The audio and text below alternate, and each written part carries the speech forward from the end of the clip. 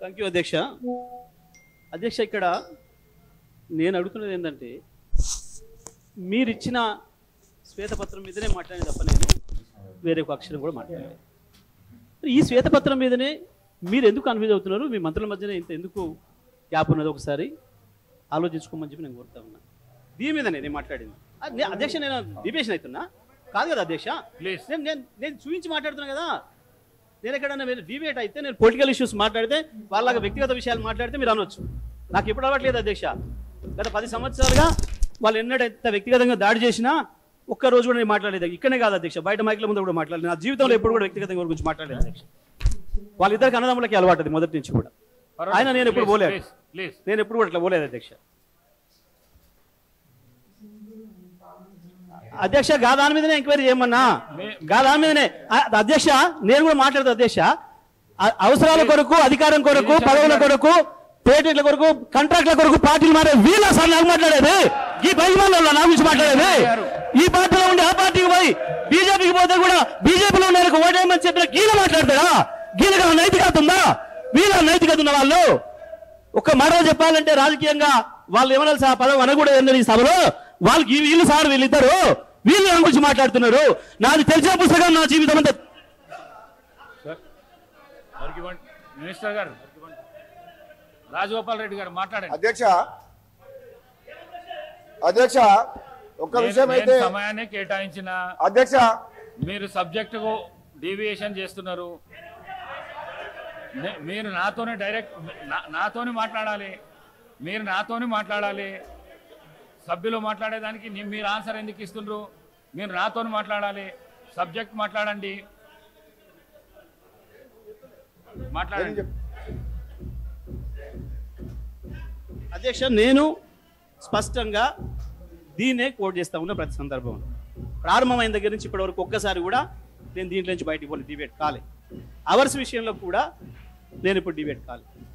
ఎక్కడైనా సరే మేము ఎంత పారదర్శకంగా ఉన్నామో చెప్పినాం. మేము ఇవాళ స్పష్టంగా మిమ్మల్ని ప్రభుత్వాన్ని అడిగింది, మేము అన్ని సిద్ధం చేసి ఇచ్చినాం.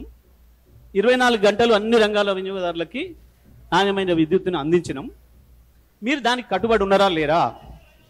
అది ఇస్తారా ఇవ్వరా?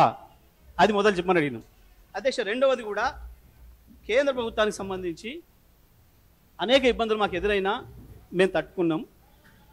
మాకు దాదాపు 35,000 కోట్లు కేంద్రం నుంచి ఆటంకం ఎదురైనా మీటర్లు పెట్టాలనే విషయంలో మేము ఎట్టి పరిస్థితులలో నా కంఠంలో ప్రాణం ఉండగా తెలంగాణ రైతుకు మీటర్ రానివ్వను అని మా ముఖ్యమంత్రి, ఆనాటి ముఖ్యమంత్రి కేసీఆర్ గారు శపథం చేసిండ్రు. దాని ప్రకారం మేము నిలబడి ఉన్నాం.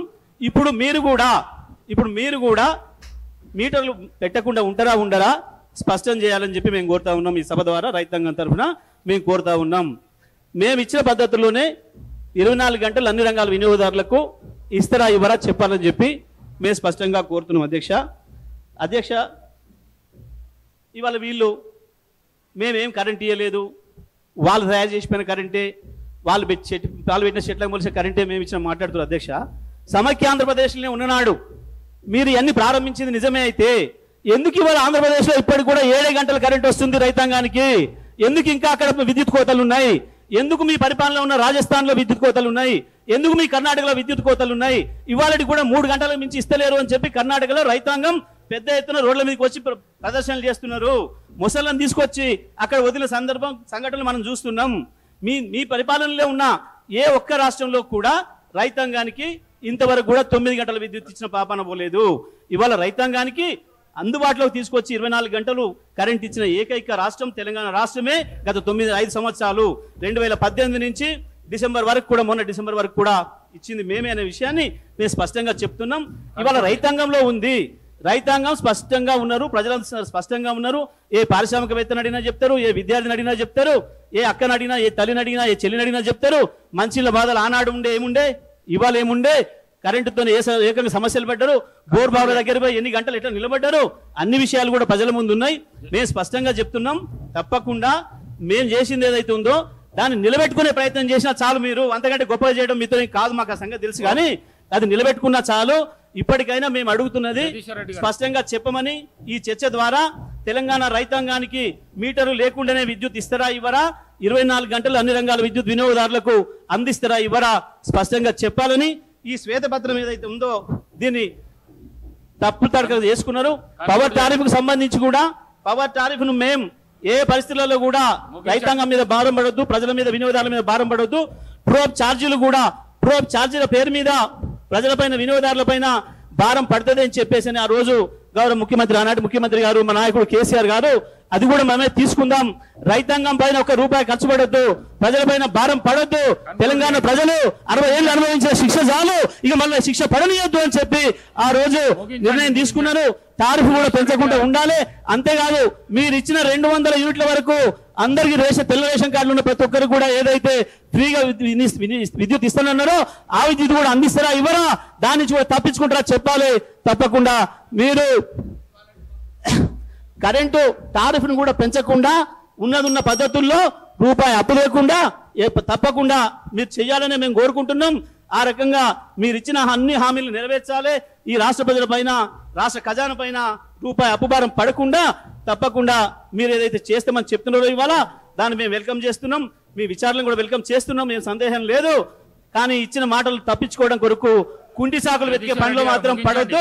ఎట్టి పరిస్థితులలో దాని కొరకు ఈ సభను వినియోగిస్తున్నారని చెప్పి మేము అనుమాన పడుతున్నాం. ఆ రకంగా ప్రజల్ని మోసం చేయడానికి కాకుండా ప్రజలకు మెరుగైన పరిపాలన అందించాలని చెప్పి కోరుకుంటూ తమరికి ధన్యవాదాలు తెలియజేస్తూ సెలవు అధ్యక్ష. రాజగోపాల్ రెడ్డి గారు. అధ్యక్ష, నేను యాక్చువల్గా మీరు స్పీకర్గా ఎన్నికైన రోజు ఆ సీట్లో కూర్చున్న రోజు నేను ఒక మాట చెప్పిన అధ్యక్ష. గతంలో నేను శాసనసభ్యునిగా ఉన్నప్పుడు పోయినసారి మాకు అడుగడుగున అడ్డంకులు సృష్టించిండ్రు, మాట్లాడే అవకాశం ఇవ్వలేదు, సమస్యల గురించి మాట్లాడే అవకాశం ఇవ్వలేదు. కానీ నేను మన ప్రభుత్వం మీరు సహకరించి ప్రతిపక్ష సభ్యులకు సమయం ఇవ్వాలి, ప్రజాస్వామ్యాన్ని కాపాడే విధంగా వాళ్ళందరినీ కూడా వాళ్ళ గొంతు నొక్కేయొద్దని చెప్పి నేను మిమ్మల్ని అభ్యర్థించినా నేను సహకరిస్తానని కూడా చెప్పిన అధ్యక్ష. కానీ ఈరోజు మొదటి రోజు నుంచి వాళ్ళ ప్రవర్తన చూస్తుంటే వాళ్ళ మాట్లాడే విధానం, గవర్నర్ ప్రసంగం మీద కూడా చూస్తుంటే ఎంత అధికారంలో పర్మనెంట్ గా ఇక్కడనే ఉంటాం అనుకున్న వాళ్ళు ప్రజలు ఇచ్చిన షాక్ ట్రీట్మెంట్ తోటి అక్కడికి పోయిన తర్వాత మతి భ్రమించి ఫ్రస్ట్రేషన్ లో ఏం మాట్లాడుతారో అర్థమైతలేదు అధ్యక్ష. నిజంగా వాళ్ళు ఏమనుకున్నారు, ఈ తెలంగాణ రాజ్యానికి రాజు మేము, మీరందరు ప్రజలు, మీరు బానిసలు అనే ఒక భావనలో వాళ్ళు ఉన్నారు. కానీ ఈ ప్రజలు వీళ్ళు ఇన్ని పనులు, గొప్ప పనులు చేసినామని చెప్పిన తర్వాత కూడా వీళ్ళ అహంకారమైన మాటలు చూసి బుద్ధి చెప్పాలని ఇక్కడ ఉన్న వాళ్ళని అక్కడికి పంపించారు అధ్యక్ష. ఇంకా కూడా బుద్ధి రాకుండా ఇష్టం వచ్చినట్టు నోటికి పార్టీలు మారినామని చెప్పి మా కోమటిరెడ్డి బ్రదర్స్ అంటున్నారు. మీ నాయకుడు కేసీఆర్ గారు ఏ పార్టీలో రాజకీయ జీవితం మొదలుపెట్టిండ్రు, ఆ తర్వాత కాంగ్రెస్ నుంచి టీడీపీకి ఎట్లా వచ్చిండ్రు, ఆ తర్వాత టీఆర్ఎస్ 3 పార్టీలు మారిన చరిత్ర మీ నాయకుంది. అది మర్చిపోవద్దు అధ్యక్ష. నేను ఎక్కువ మా డిప్యూటీ సీఎం గారు ఈ పవర్ పాయింట్ ప్రజెంటేషన్ శ్వేతపత్రం సంబంధించి కొన్ని విషయాలు చెప్పింది. దాంట్లో ఆ బుక్లో క్లారిటీగా ఉన్నాయి నెంబర్స్. గత 10 సంవత్సరాలలో వీళ్ళు చేసిన విధ్వంసం వల్ల ఈ విద్యుత్ సంస్థలు ఎట్లా నష్టాలకు పోయినాయి అని చెప్పి శ్వేతపత్రంలో చాలా డీటెయిల్గా ఉన్నది. అందులో లోతుగా నేను పోను అధ్యక్ష. అదేవిధంగా ఈ మంత్రి గారు మాట్లాడిన మాటలు విన్న తర్వాత గౌరవ ముఖ్యమంత్రి గారు కూడా యాదాద్రి పవర్ ప్లాంట్ విషయంలో కానీ భద్రాద్రి పవర్ ప్లాంట్ విషయంలో అవుట్డేటెడ్ టెక్నాలజీ తీసుకొచ్చి ఏ విధంగా మనకు ₹4 యూనిట్ దొరికే పవర్ని ₹6,000 పోయిందో వాళ్ళు చేసిన తప్పిదం మీద, అదేవిధంగా ఛత్తీస్గఢ్ తోటి మనం ఒప్పందం చేసుకొని సకాలంలో డబ్బు చెల్లించకుండా ఈరోజు బయట ఎక్కువ రేటుకు ఛత్తీస్గఢ్ అగ్రిమెంట్ కాదని చేసిన పొరపాట్ల మీద ఎంక్వైరీ చేస్తామని చెప్పి చాలా డీటెయిల్గా చెప్పారు అధ్యక్ష. వీళ్ళ భవిష్యత్తు ఎక్కువ రోజులు ఏం సమయం పట్టదు. మీరే ఎంక్వైరీ ఆర్డర్ ఇచ్చిండ్రు, ముఖ్యమంత్రి గారు ఆదేశించిండ్రు. దర్యాప్తు సంస్థలు ట్రాన్స్పరెంట్గా బయటకు వచ్చిన తర్వాత వీళ్ళ గురించి ఇప్పుడు ఆలోచించుకుంటే జాలేస్తుంది, బాధ అవుతుంది. రాబోయే రోజుల్లో వీళ్ళ పరిస్థితి ఎట్లుంటుందని చెప్పి భయంకరమైన పరిస్థితిలో మీరు నెట్టబోయబడతారు. మీరు చేసిన తప్పులు మామూలు తప్పులు కాదు. ఈ రాష్ట్ర ప్రజల జీవితాలతో ఆడుకొని ఎన్నో ఆశలతోటి ఆత్మ బలిదానంతో వచ్చిన తెలంగాణని అప్పుల పాలు చేసి ఈయన అంటాడు మన మంత్రి గారు, మాజీ మంత్రి గారు కిరసనాయిల దీపంలో చదువుకున్నాను. ఈ కిరసనాయిల దీపంలో చదువుకున్న మాజీ మంత్రి, కిరాయి ఇంట్లో ఉన్న మాజీ మంత్రి 2014లో ఈరోజు నాగారం తుంగతుర్తిలో బంగ్లా కట్టి 1000 కోట్లు ఎట్లా సంపాదించిన అధ్యక్ష? ఎక్కడికి వెళ్ళి వచ్చినాయి అధ్యక్ష? రాష్ట్రాన్ని అప్పులోకి నెట్టేసి, ఈ పవర్ మినిస్టరు విద్యుత్ సంస్థలను అప్పులోకి నెట్టేసి, ఈయన మంత్రిగా మాత్రం భూములు, ఇసుక మాఫియా 1000 కోట్లు దోచుకున్న చరిత్ర ఈయనది మాకు చెప్తున్నా అధ్యక్ష. అధ్యక్ష మరి అన్ని మాటలు నన్ను అన్నప్పుడు నేను మాట్లాడగా అధ్యక్ష, నన్ను పార్టీ మారినమని అధ్యక్ష అన్నాడు. అధ్యక్ష ఈ పార్టీలో ఉన్నా ఆ పార్టీలోకి పోయినా ప్రభుత్వ వ్యతిరేకంగా పోరాటం చేసి నా ఆశయం లక్ష్యం ఒకటే అధ్యక్ష, ఈ కుటుంబ పాలన పోవాలి, నియంత పాలన పోవాలని తెలంగాణ సమాజం మొత్తం తెలంగాణ ఇచ్చిన కాంగ్రెస్ పార్టీ వైపు చూస్తే మళ్ళీ కాంగ్రెస్ పార్టీకి వచ్చిన మీకు అర్థం కాలేదా? నాలాంటి వ్యక్తి మళ్ళీ వాపసు వచ్చిందంటే మీ పని అయిపోయిందని మీకు అర్థం కాలేదా? నేను వచ్చిన తర్వాత మీరు అటుపక్క పోయిన మాట మర్చిపోకండి. పార్టీ మారింది ప్రజల కోసం. ఆనాడైనా ఈనాడైనా ప్రజల పక్షాన నేను గొంతుపింది తప్పితే వీళ్ళ పదవులకు డబ్బులకు ఆశపడే వ్యక్తులం కాదు. మీలాగా ఒంగంగి దండాలు పెట్టి జీవితులని చెప్పి మీ మాజీ ముఖ్యమంత్రి గారి దగ్గర పదవుల కోసం నోరు మెదపలేని వ్యక్తులు అధ్యక్ష. వీళ్ళు నిజంగా ఒక మాట చెప్తా వీళ్ళకు అధ్యక్ష, ఈ రోజు విద్యుత్ సంస్థలు కానీ నీటిపారుదల ప్రాజెక్టులు కానీ ఈ మంత్రివర్యులు, ఈ ఎమ్మెల్యేలు, అధికారులు ధైర్యంగా మాజీ ముఖ్యమంత్రి గారి దగ్గర ధైర్యంగా చెప్పలేకపోయారు కాబట్టి ఈ అనర్థం జరిగి ఈ రాష్ట్రం అప్రపాలైంది. మీకుందా ఆ ధైర్యం? ఈ రోజు మా గౌరవ ముఖ్యమంత్రి గారు అధ్యక్ష, ఒక యువకుడు మేము చెప్తున్నాం అధ్యక్ష, నిజంగా ఏ సమస్య వచ్చినా ఏ నిర్ణయం తీసుకున్నా తప్పని చెప్పి ముఖ్యమంత్రి గారితో చర్చించి నిర్ణయాన్ని మార్పించే శక్తి మాకుంది. మీకుందా అధ్యక్ష? వీళ్ళు ఆయన ముందర నిలబడి మాట్లాడతారా అధ్యక్ష?